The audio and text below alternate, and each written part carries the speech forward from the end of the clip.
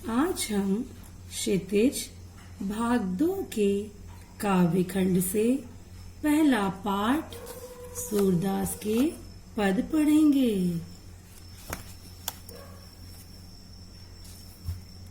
इन पदों को लिखा है संत कवि सूरदास जी ने। यह पाठ सूर सागर काव्य खंड के भ्रमर गीत से लिया गया है।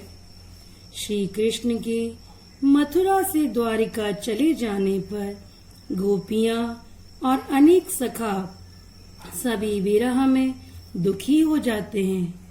तब गोपियों के दुख को कम करने के लिए श्री कृष्ण अपने मित्र उद्धव को गोपियों के पास भेजते हैं। उद्धव को अपने धर्म शास्त्रों के ज्ञान पर अभिमान था। गोपियां सहज ज्ञान से परम प्रभु की भक्ति करती थी। वहीं उद्धव उन्हें कठिन योग की तपस्या के द्वारा प्राप्त कराना चाहते थे। तभी वहां एक भंवरा उड़कर आता है। गोपियां उस भंवरे के माध्यम से उद्धव को व्यंग करती हैं।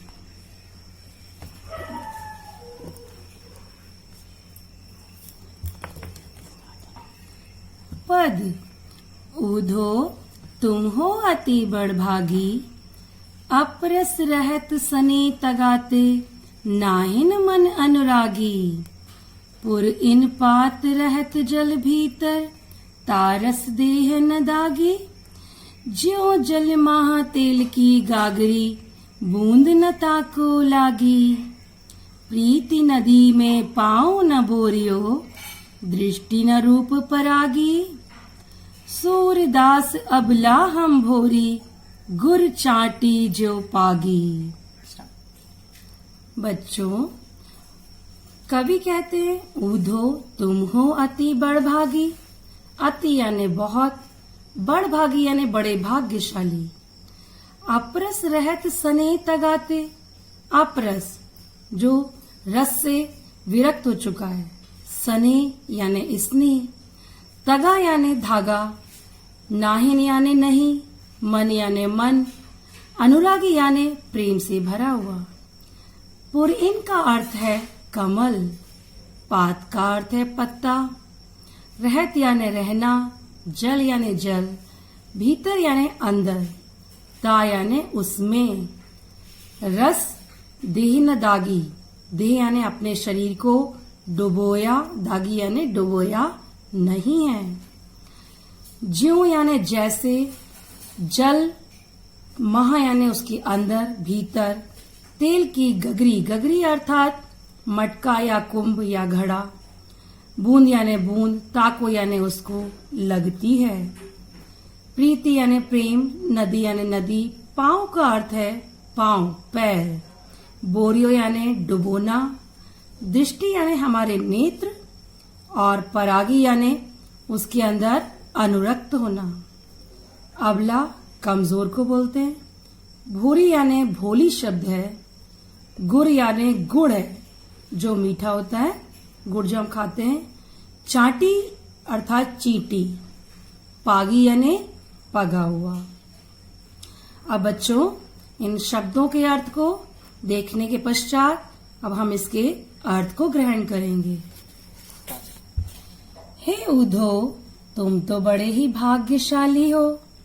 अपरस रहत सने तगाते, अर्थात तुम तो श्री कृष्ण के साथ रहते हुए भी फिर भी श्री कृष्ण के प्रेम रूपी धागे से, तगा अर्थात धागे से नहीं बंधे हो। नाहिन मन अनुरागी, और न ही तुम्हारा मन उनके प्रेम से अनुरक्त हुआ है, बंधा भी नहीं है। पुर इन पात रहत जल भीतर, यहाँ पर जो कवि हैं उन्होंने बताया है पुर इन पात, पुर इन अर्थात कमल, कमल के पत्ते। गोपियां उदाहरण देते हुए कहती हैं कि जिस प्रकार से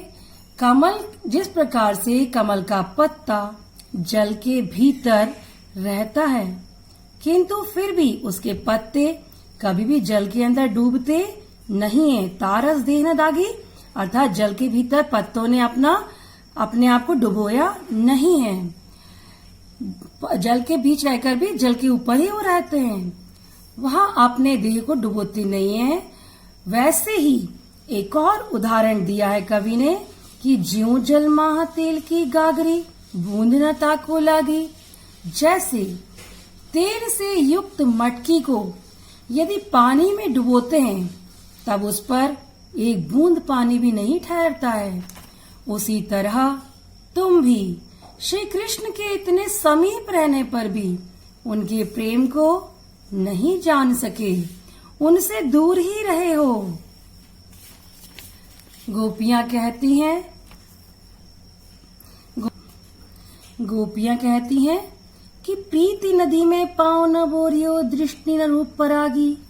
ये गोपियां किससे कह रही हैं? उद्धव से कहती हैं। गोपियां उद्धव से कहती हैं कि प्रेम रूपी नदी को देखकर लोग तो उसमें गोता लगाना चाहते हैं, अपने आप को शीतल जल से स्नान कराना चाहते हैं, ठंडा करना चाहते हैं। लेकिन हे उद्धव महाराज, तुम्हारे पास तो पूरी प्रेम रूपी नदी, कृष्ण की प्रेम रूपी नदी तुम्हारे पास बह रही थी, लेकिन तुमने तो कभी अपनी नजरों को, अपने नेत्रों को, अपनी दृष्टि को कभी श्री कृष्ण के प्रेम में अनुरक्त नहीं किया है। गोपियां कहती हैं, सूरदास अबला हम बोरी, गुर चाटी जो पागी। गोपियां कहती हैं, हे उद्धव महाराज, हम तो अबला हैं, हम तो कमजोर हैं, हम तो भोली भाली हैं, अर्थात हमें वेद शास्त्रों का बहुत ज्ञान नहीं है, हम ज्यादा जानते नहीं हैं।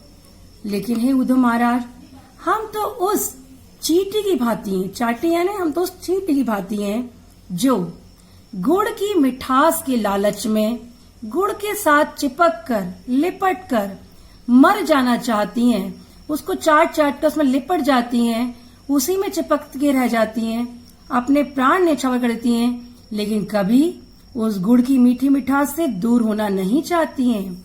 अर्थात कवि कहना चाहते हैं कि गोपियां जो हैं भूली भाली हैं, वेद शास्त्रों ज्ञान को नहीं जानती हैं, लेकिन उनका प्रेम जो है वो उन चींटियों की भांति है।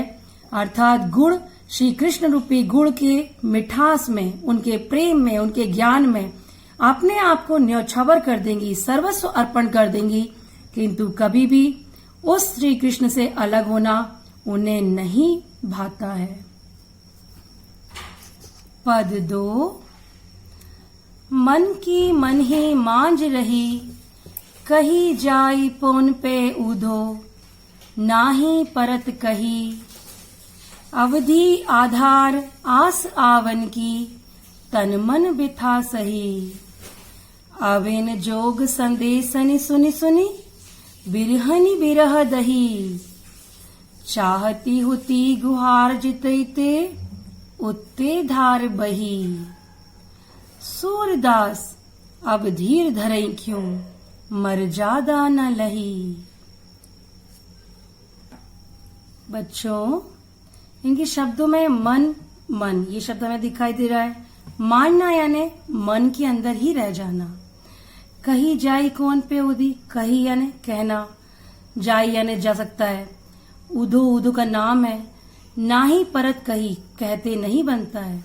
अवधि का मतलब समय, आधार का मतलब आधार, जिसको हम अंग्रेजी में बोलते हैं बेस। आस आवन यानी आना। तन मन बिथा सही, तन और मन पर बिथा यानी व्यथा, सही यानी सहना। आविन जोग यहाँ पर योग है। संदेशनी संदेश, सुनी सुनना। बिरहिनी जो विरह को सह रही हैं, बिरहनी विरह दही।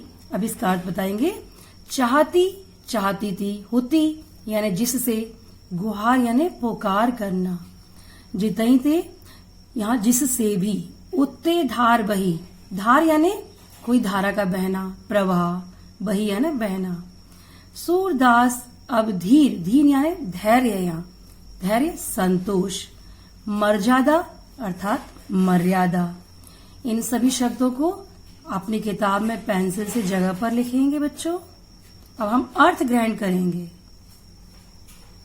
बच्चों, इस पद में गोपियां अपने प्रेम को श्री कृष्ण के समक्ष, अर्थात श्री कृष्ण तो द्वारिका जा चुके हैं और वो लौट कर आए नहीं हैं, इसलिए जो संदेश उद्धव लेकर आए, अब उन उद्धव के संदेश से गोपियों का मन तो भर नहीं रहा है, वो दुखी हैं, व्यथित हैं।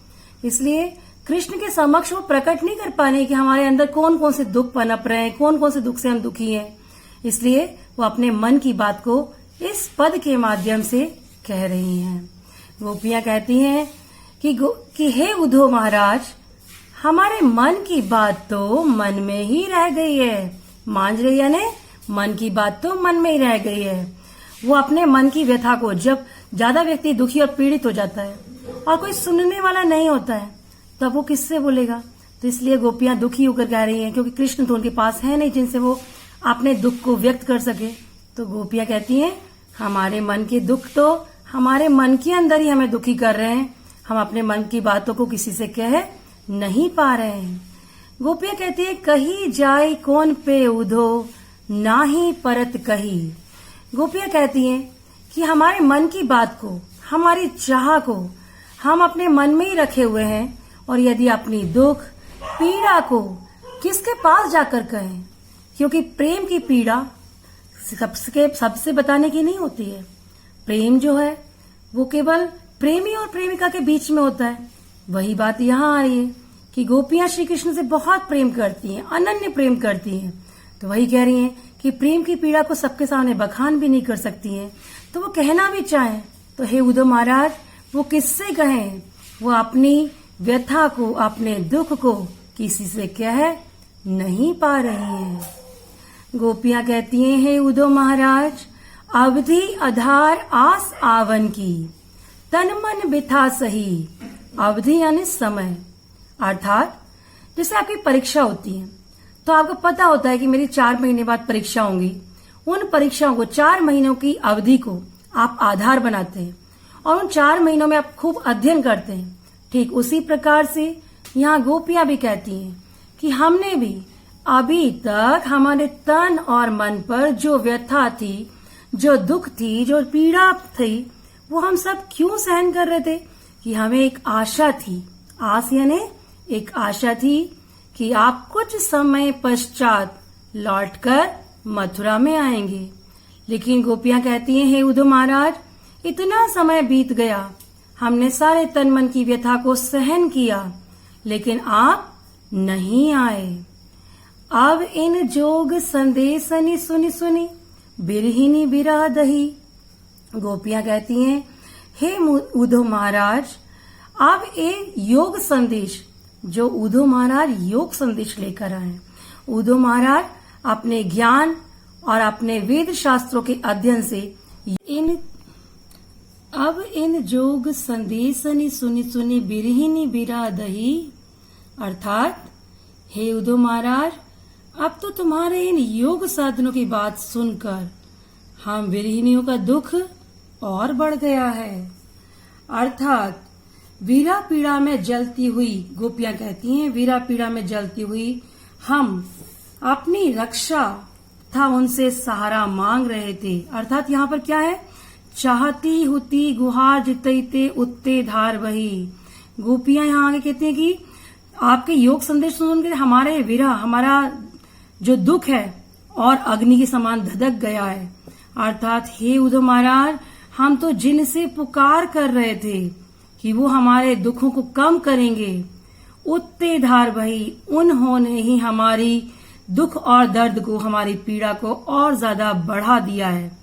अर्थात गोपियां कहती हैं कि हमें श्री कृष्ण से पुकार कर रहे थे, उनसे हमें एक आशा थी कि वह हमारी पीड़ा को, विरह रूपी पीड़ा को बुझाएंगे, विरह रूपी अग्नि को बुझाएंगे, वो आएंगे, हमें दर्शन देंगे।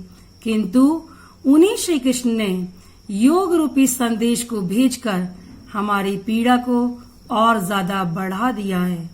गोपियां कहती हैं, सूरदास अब धीर धरें क्यों, मर जा न लही। गोपियां कहती हैं कि अब हम भी, वह उलाहना देती हुई कह रही हैं, वो श्री कृष्ण के लिए संदेश दे रही हैं उद्धव के महाराज से के माध्यम से। कहते हैं, उद्धव महाराज, अब हम भी किसी धीर यानी धैर्य को, धैर्य यानी धारण करना, अब हम भी किसी धैर्य को धारण नहीं करेंगे। अब हमारे मन का संतोष, धैर्य सब समाप्त हो गया है। क्यों हो गया है? आगे ये बोलती है मर्यादा न लई, अब हम भी कोई मर्यादा का पालन भी नहीं करेंगे। क्यों बोलती है वो ऐसे? क्योंकि प्रीत की रीत होती है, प्रेम का यह नियम होता है कि जब प्रेमी और प्रेमिका बिछड़ते हैं तो जो भी उन्होंने वचन दिए उन वचनों को निभाना चाहिए। गोपियां कहती हैं कि श्री कृष्ण ने अपनी प्रेम रूपी मर्यादा का पालन नहीं किया है। उन्होंने कहा था कि मैं लौटकर आऊंगा, किंतु स्वयं श्री कृष्ण लौटकर नहीं आए। उन्होंने योग संदेश भेज दिया, उद्धव को भेज दिया, और इसी को देखकर गोपियां और ज्यादा दुखी हो गईं। इसलिए उन्होंने कहा है कि अब हम भी किसी धैर्य को धारण नहीं करेंगे और कोई मर्यादा का पालन भी नहीं करेंगे।